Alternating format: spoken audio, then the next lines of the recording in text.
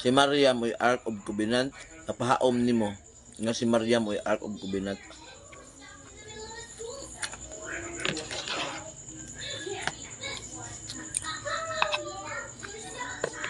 Kaya, ang usama gud ang reason, ang nakita ni Juan dito sa langit, kanang mabasa sa 11:19 sa pinadayan, kanang arka dito sa langit, nga si Maria. Sa reason,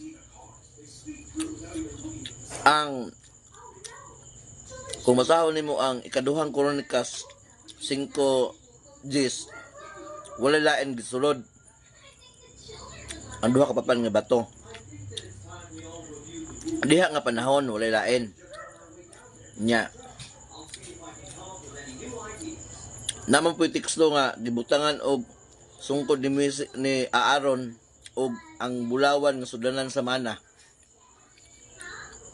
Posible nga midagan ang mga panahon gipunan, no? Gipunan.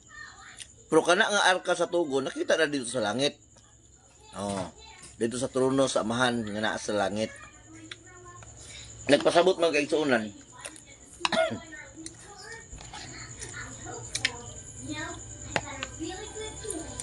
Nagpasabot nga si Mariana sa reason nga ang gisulod sa arka sa tugon walay record nga gipagawas. Walay record. Pero si Kristo nakasulod tong ibutang si Maria na may record nga si Maria. Nya.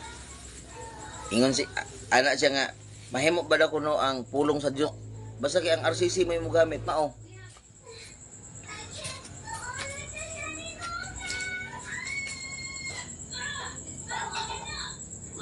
Pila ka itlog na pahurot ron, Drel?